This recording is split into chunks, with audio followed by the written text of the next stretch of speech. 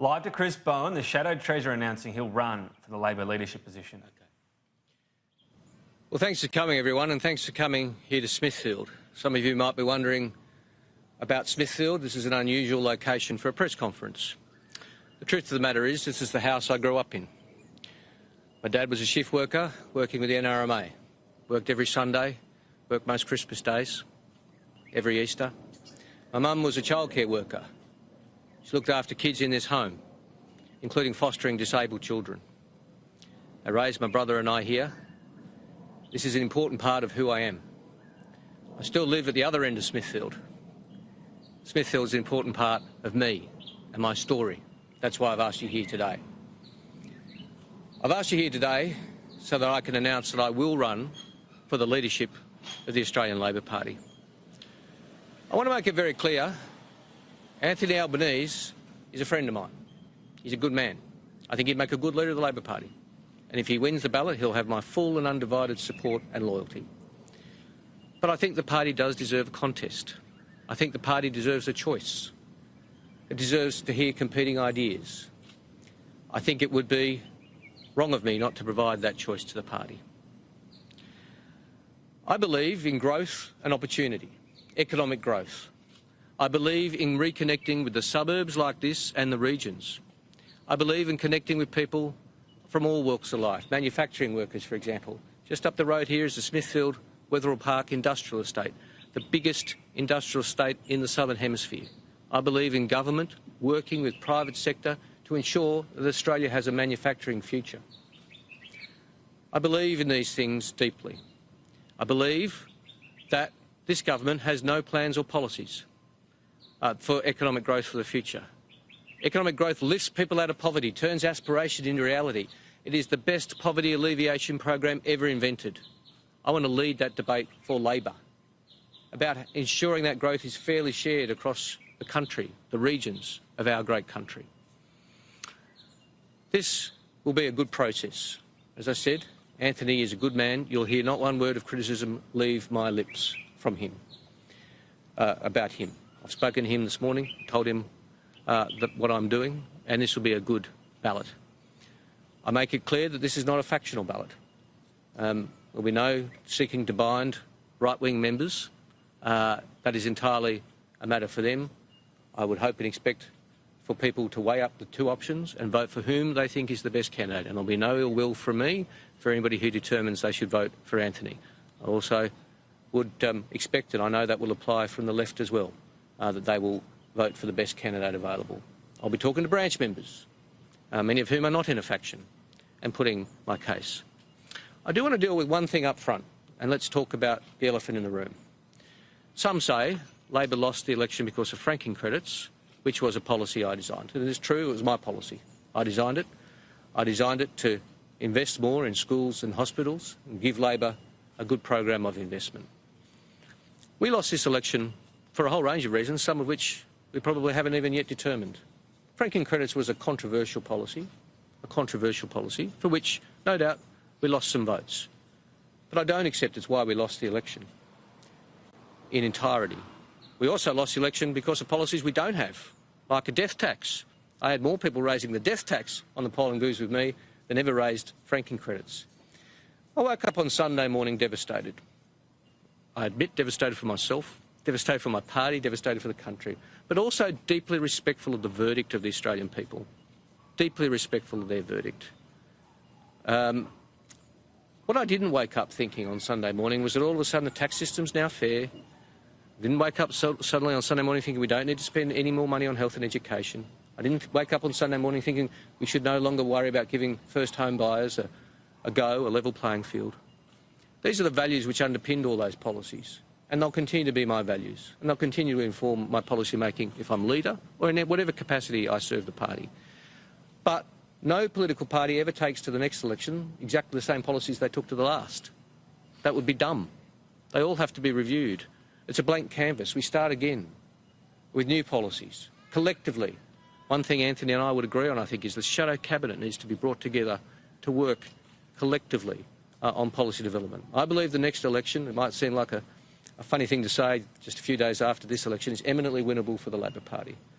A government that was elected without plan, policy or strategy is, I think, not a good government for Australia, but I congratulate them on their win. But our job is to bring the Labor Party together, to all think about how we can best serve the party. As I said, I think I can best serve the party as leader. I will completely accept the verdict if the party decides otherwise and serve Anthony loyally, and I won't be a candidate for the deputy leadership of the Labor Party under any circumstances. Happy to take questions. So Mr Bowen, you mentioned a review of policies. Does that mean Labor should scrap negative gearing policy and the franking credits? All policies, I think it's a blank canvas. You know, as I said. So they are scrapped? Well, it's a blank canvas. So they were policies for the 2019 election. Newsflash, the 2019 election's over. We'll be facing the 2022 election. Now, it may be that we look at the policies and think we can think of better ways of achieving the same objective. It may be that we decide some aren't necessary anymore. We'll come up with new policies as well in different areas. You know, family trust is an area which I don't think was controversial. That's, you know, that will be available for the party to adopt as well. But all these things, regardless of whether I'm leader or not, it's automatic that there be a review. I expect Anthony to do the same. Well, those policies were for the 2019 election. We've faced and fought the 2019 election and lost it. Mr Bowen, you've mentioned franking credits. You're also very closely linked to some other policies that were very unpopular at this election. Negative gearing, capital gains tax, many of those policies. And you told people if they don't like your policies, don't vote for you. And they didn't. What makes you think you've got the right instincts to take the fight up to Scott Morrison? Look, I don't accept that all our policies were unpopular. Sure, negative gearing was controversial. It also had a lot of support in a lot of segments, particularly young people. So these are always, you know, swings and roundabouts. On the particular comment that I made in that radio interview, what I was trying to say was that we have had the courage to put the policies out there for the Australian people to judge. Unlike the Liberal Party, for example, who threw 100,000 people off the age pension after saying no changes to the pension. That was the point I was making. I could have worded it better. I'm happy to concede. I could have worded that better. I meant, no offence to anybody.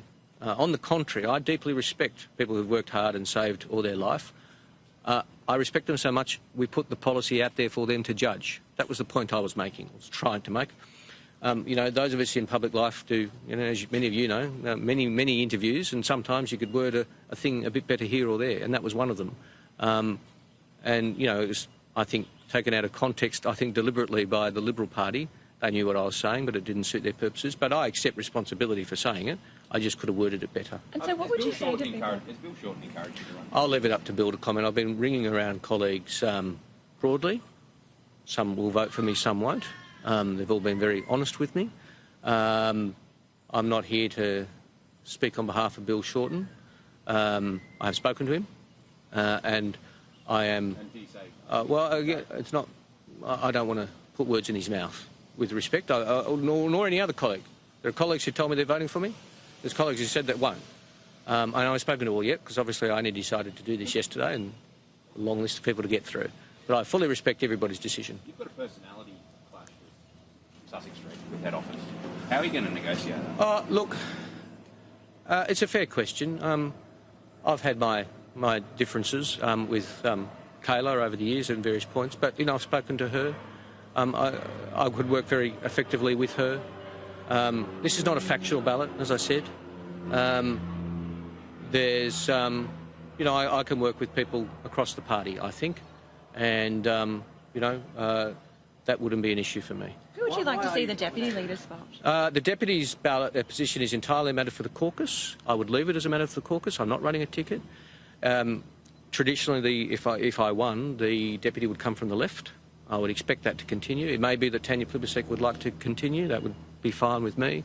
It may be that the party might want to, if she didn't want to do that, move to somebody like Linda Burney or Mark Butler, but that would be entirely a matter for the caucus. I would work with whomever is elected deputy. I don't have a ticket. Some of your colleagues are saying, you know you can't win this ballot, you're just doing this in case the Albo experiment doesn't work and your next cab off the range. I'm running to win, Chris. I'm running to win. Now, I'm happy to concede Albo probably goes in the favourite, right? The Labor Party went into Saturday the favourite too. I'm a bit over favourites. It doesn't always work out so well. Yeah, let's too soon, Chris. Too soon. You know, he's run before. He got a good vote amongst the party members. You know, he's popular for good reason and he's respected. I think I've got something to offer. You know, I've been Shadow Treasurer for 6 years. When you're Shadow Treasurer or Treasurer, you're doing a certain job. You know, you have to be serious all the time, wearing the suit, talking about numbers. It's not often an opportunity to talk about your values and your principles. So I welcome the chance to do that in this leadership contest. And I'm putting my name forward. Why are you nominating when you don't have specific information from the New South Wales right? It's not a factional ballot. I've spoken to most of my New South Wales right colleagues over the last 24 hours. I've been encouraged by the level of support I've received from them and continue to receive. But they're not bound to vote for me. It's not a New South Wales right situation. Those who will vote for Albo don't do so with my full understanding and blessing. Likewise, I've spoken to some members of the left. Again, I'm not going to reveal who's said what to me about voting, but I've been encouraged by their support. Mr. Bowen, you were talking about wanting to share your values. Do you think, is it part of your values that you want to see more money taken from the top end of town in Australia and distributed to some of Australia's poorest workers? Is that your ethos? Well, look, we all... more about your values in the sharing? No, fair enough. We all have our own ways of describing things and talking about our policies. I'm my own man. I have my own way of saying it. It's different to others. Different to Albo, different to Bill. I've always, while supporting all our policies and, you know, being intimately involved in designing many of them, explained them in my own way. I haven't gone down the road of, you know, talking about so much the top end of town. I do think, as I said before, there's a two-class tax system in Australia. You know, if you're working in the factories here, in the industrial estate, you're in the economy lounge. You just don't get many concessions, deductions, you just pay your marginal rate. If you're a person of means, wealth, got access to good accountants and lawyers, you're in the first class lounge. Now, I have nothing against those people. They've worked hard, they're smart people, good luck to them. I just want the tax system to be a bit fairer. That was what was underpinning our policies.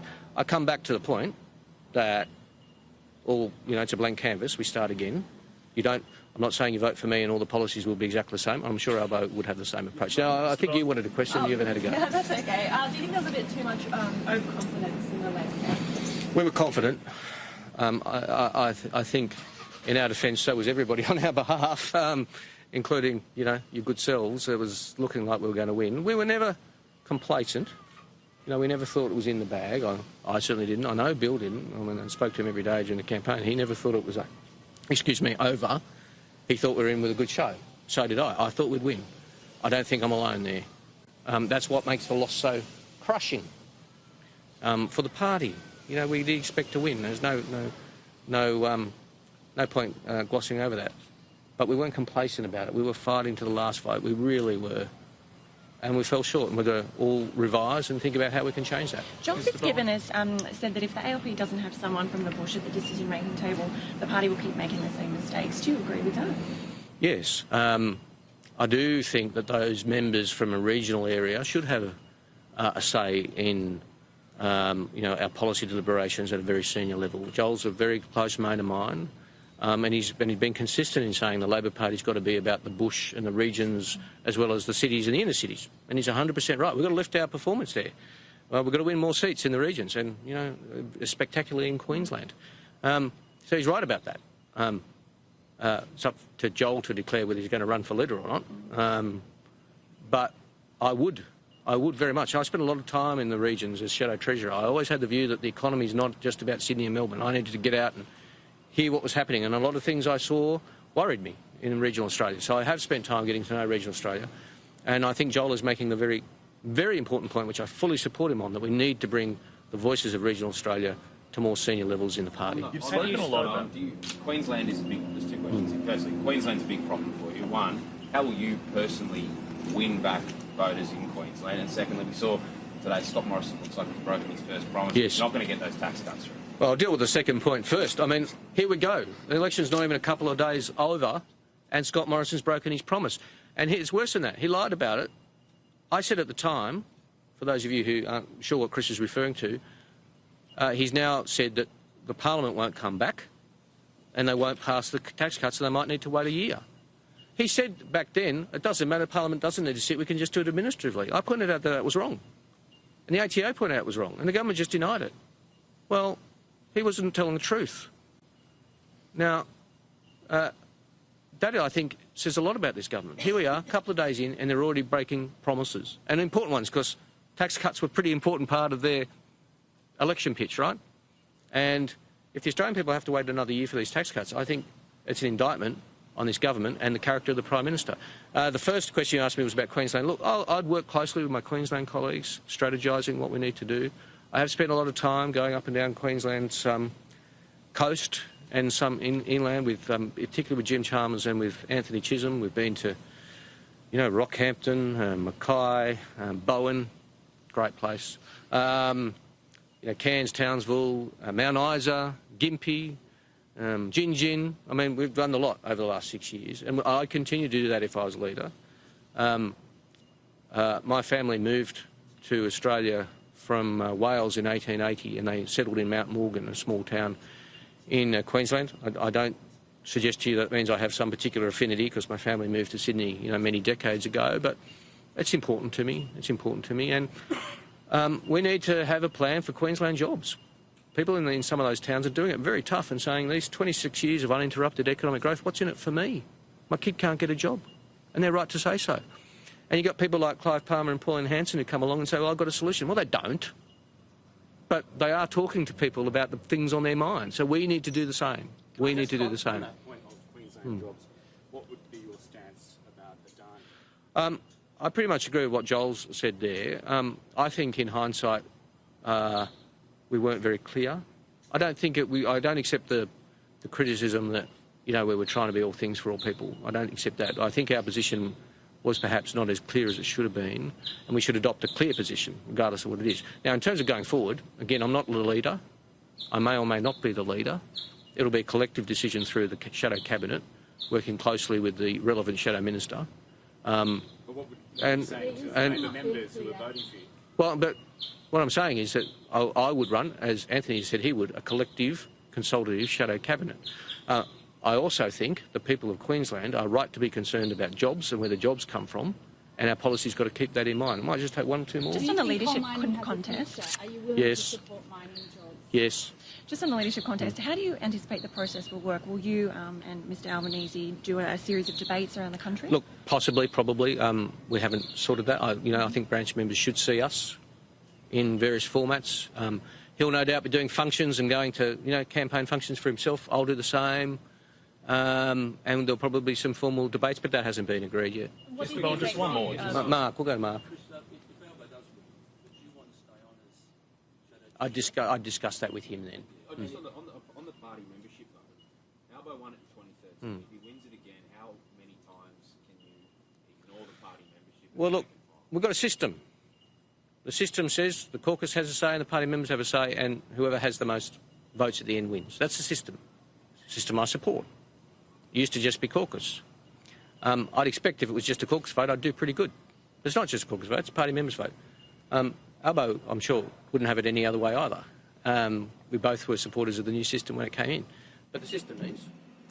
That's where our Win viewers leave us. Coming up next for you is Win's All Australian News. But we'll take you back, if you're watching on Foxtel now, to Chris Bowen's news conference. This time around, is it going to be more nuanced than just, if you don't like me, don't vote for me?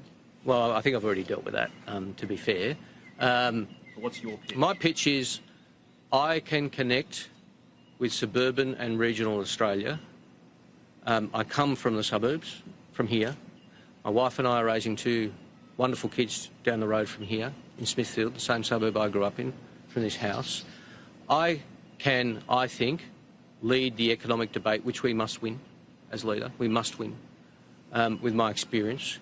I've got some things right and some things wrong over my years. I've been in Parliament 15 years. I'm not perfect, but I've learnt as I've gone. We've got to win the economic growth story, and I think I can do that. I think I can take the party to a good position on economic growth and creating jobs. We cannot leave jobs and growth to the other side. I said that in 2013 when I wrote Hearts and Minds. The Labor Party is the party of economic growth. For the reasons I outlined before, lifts people out of poverty, turns aspiration into reality. I believe I can add value there the party members can weigh up the competing options and decide from there. Thanks very much. Thank you. Thank you.